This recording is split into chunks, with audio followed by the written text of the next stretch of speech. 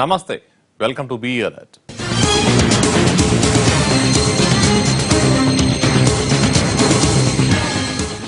దారుణం, కిరాతకం. 9 ఏళ్ల బాలుడిని పొట్టన పెట్టుకున్నారు కిడ్నాపర్లు. వారం క్రితం కిడ్నాప్ అయిన బాలుడు శవమై కనిపించాడు. ఒక జిల్లాలో బాలుడిని ఎత్తుకెళ్లిన కిడ్నాపర్లు మరో జిల్లాలో కిరాతకంగా చంపేస్తారు. అసలేం జరిగింది? బాలుడిపై ఎందుకు అంత పగ? కిడ్నాప్ చేసింది ఎవరు? ఎందుకు చంపేస్తారు?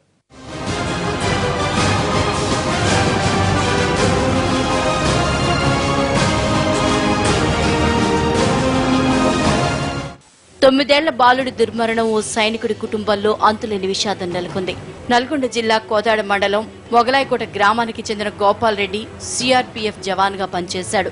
కాశ్మీర్ నుంచి కన్యాకుమారి వరకు శత్రువుల్ని ఎదుర్కొన్న ఆ సైనికుడు తన పక్కనే ఉన్న శత్రువుల్ని గుర్తించలేకపోయాడు.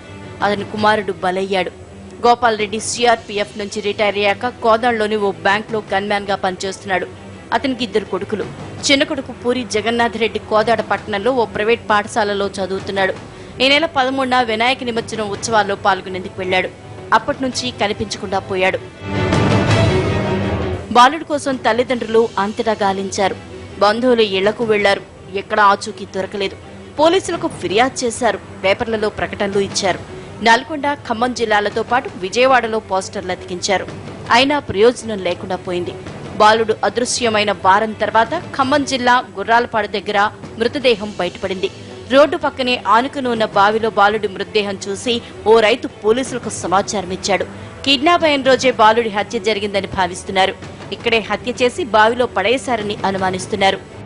పూరి జగన్నాథ్ రెడ్డి అనే అబ్బాయిది అని చెప్పనేసి వాళ్ళ తండ్రి గుర్తుపట్టడం జరిగింది.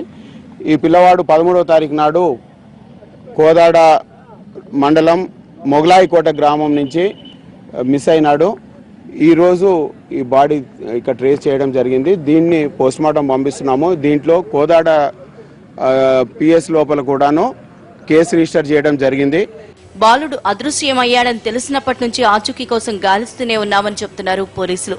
హత్య కేసు నమోదు చేసిన పోలీసులు నిందితుల్ని త్వరలోనే పట్టుకుంటామంటున్నారు. మేము ఈ ట్రేస్ చేసే క్రమంలో విజయవాడ, ఖమ్మం, భద్రాచలం, హైదరాబాద్ చాలా ఏరియాలు తిరగడం జరిగింది. అలాగే ఈ కుస్మంచి, ఖమ్మం కూడా రావడం జరిగింది. అన్నీ కూడా విత్ కలర్ ఫొటోస్ తోటి ప్రతి దగ్గర పాంప్లెంట్స్ వేయడం జరిగింది. ఇన్వెస్టిగేషన్లో ఫర్దర్గా ఏందనేది క్లారిఫై అవుతుంది విత్ ఇన్ 1 to 2 days. తనకు ఎవరు శత్రువులు లేరని, తన కొడుకుని ఎవరు చంపారో, ఎందుకు చంపారో తెలియట్లేదంటున్నాడు బాలుడి తండ్రి. ఎత్తపోయారు ఆలోచనతో ₹1,00,000 ఇలా ప్రకటించి మళ్ళీ ఊరు జలవంతా కలిసి దోలాడలేదు సార్. మంగళవారం రోజు పోయాడు. మంగళవారం రోజు గుర్రాలపాడు బావిలో పడ్డాడు. గుర్రాలపాడు గ్రామస్తులు ఫోన్ చేశారు సార్. కానీ ఇది అక్కడి నుంచి ఇక్కడ దాకా రావడానికి కారణం ఎవరో బలమైన వ్యక్తులు కారణమే సార్.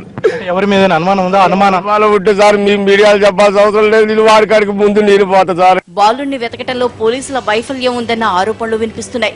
బాలుడు అదృశ్యమయ్యాడని తెలిసిన వెంటనే ముమ్మరంగా గాలింపు చర్యలు చేపట్టి ఉంటే చిన్నారి దొరికేవాడేమోనని అనుకుంటున్నారు.